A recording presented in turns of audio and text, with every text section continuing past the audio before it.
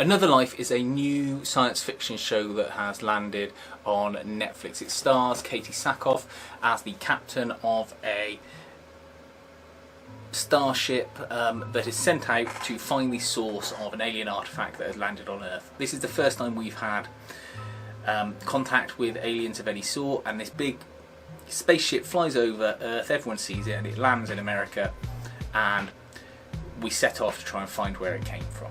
In the meantime on Earth, Katie Sackhoff's husband, who happens to be a well-renowned scientist, is part of the team investigating how to communicate with the artifact and whether or not there are any aliens in there to speak with. And you cut between these two stories going on. This show's 10 episodes long, and it's okay.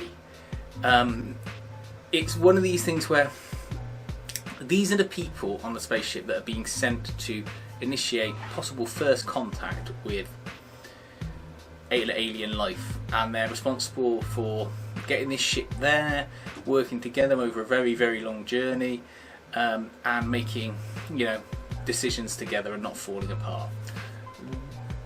They are not painted as characters or any time portrayed as characters that are anything other than sort of 20-something idiots. And they are. They all look like they're picked from a sort of CW diversity casting couch.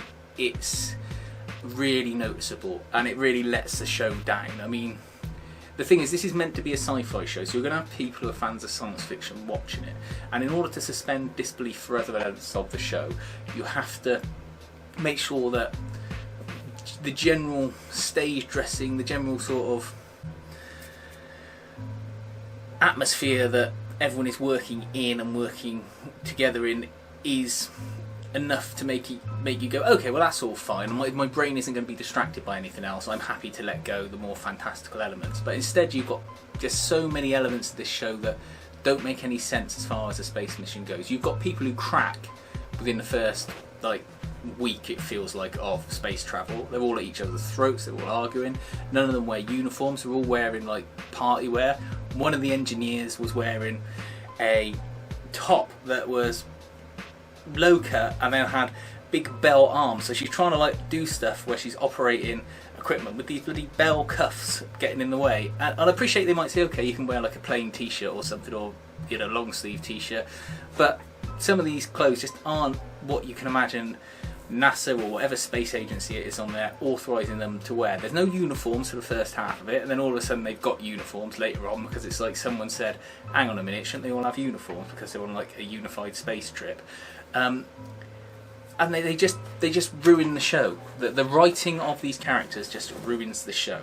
You can make up your own decisions as for individual characters, but just them as a whole ruin it. And there's a point at the very start where Tyler, what's his name? The one who plays Superman. He's the deputy captain of the ship, and he was captain before, so this is all his crew. And Katie Sackhoff is put in place above him, and he doesn't like it. And she makes a decision based on the probability of keeping everyone alive. He doesn't agree with it and immediately mutinies. This is a sort of a professional astronaut, starship pilot. He immediately mutinies, puts them at risk, and causes them to nearly die, and Katie Sackhoff has to save them.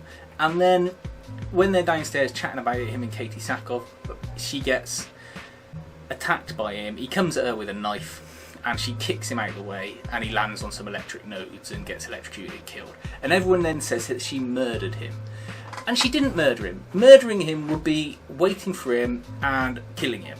She responded to him attacking her. Now you go, okay, well that's fine.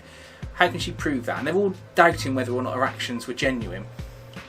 This ship has got hologram projectors everywhere, because the AI on the ship has got a sort of like the Doctor in Voyager. He can pop up as a hologram and you can see him and that. You can't touch him, but you can see him. But he even comes into the area where this murder happened, and you go, hang on a minute, but there's no cameras. All the technology they've got in the future, you think they'll have a camera in every room, if only for observation, to make sure there were no system failures when people couldn't get around this ship. But no, there's no cameras for them to play back to show what happened. And it's that kind of nitty-gritty stuff that just gets on your nerves, and if it was written properly, you wouldn't be worried about it. You would just accept it and go, oh yeah, they will blame me for this murder. But it just isn't. Now, it also borrows from a load of other science fiction shows or films. Ones I picked up on, I'm sure there's loads of other ones. The ending of Wrath of Khan, where you've got Spock in the chamber having to sacrifice himself and slowly dying. You've got Gravity, you've got Arrival, you've got Invasion of the Body Snatchers, you've got Contact, and you've even got at the very, very end V, if you remember the old series V and the movies V. And the trouble is they're still not anywhere near as good as their source material. So all you do is end up thinking, oh, really could go and watch Contact right now. That's quite a good film, isn't it? But there are other problems as well. So I'm just going to turn this into a rant now. When these so-called cream of the crop scientist astronauts go to a planet, they immediately take their mask off because they go, oh, the air says it's breathable. It's got the right levels of oxygen. Fine. What about bacteria? What about microbes? What about things like that? And then, do you know what? They all get sick from bacteria and microbes. But these are These are the top scientists. I mean, have they not read War of the Worlds? Have they not, seen Prometheus? Because it's in, I should think they've watched sci-fi films. They all get ill and unwell straight away. Then they go on another planet and don't learn from their mistakes. They got their masks off again, and one of them brings home plants that he thinks are like drugs, and just starts growing them in the ship, even though he knows they also say it's just silly. It's just silly. But that said, it does pick up speed. The last three to 3.5 episodes are quite good. It's almost like the writers changed, or the director changed, or they went, shit, we got to wrap this up now, and it gets a lot more focused and a lot more action packed. The first 5 episodes, it is spinning its wheels properly, and that could have probably been condensed down into next to maybe 2 episodes instead. But it does pick up speed towards the last 3.5 episodes, and I was left wanting to see a second series, because where it's left, you go, okay, now there's something going on. Now there's some action that isn't just people bickering with each other. They've got a purpose. They've got a focus. And what it ends up being is that the aliens that have landed on their planet, they are not benevolent. They are conquerors, and they send out these sort of mind probes, Invasion of the Body Snatchers style, to take over people's minds. And they have done it to 300 odd other planets already, and they're going to do it to the Earth, and they're just starting to do it now. And the crew of the spaceship have to decide whether or not they're going to go back to Earth and warn people, or they're going to attack the alien planet, or find some way to attack them and stop them. And that's the sort of cliffhanger it's left on. There were things going on Earth as well, but again, I just go on about all the inaccuracies in that. The main bit being, there's a team investigating the first ever alien artifact, and it seems to be tiny. There's no sense of scale with this team. It seems to be like 5 people, and they go, the head of the general in charge of it goes, oh, I'll get rid of you off the team and get someone else in to deal with it. And you go, well, why haven't you just got everyone else in already? This is like the most monumental thing in the world. You need brains on this. Just having one guy and his 3 lab assistants isn't going to cut it. I know you want secrecy in that, but I'm sure people will be quite happy to be secretive about it if you could get some people on the on the case. And then there's also just massive security lapses. There's all soldiers standing around with guns, but a little girl can get past them all. Why is a little girl even allowed on there? I don't care that she's the head scientist kid. If this was a proper site, they just wouldn't have her on there. They just say to the scientist, sorry mate, your kid can't come on here. That's it, end of. It's not a tourist attraction, there's not a visiting day. She can't come anywhere near the labs, the scientific equipment, let alone the artefact. And that again, it just seems dumb.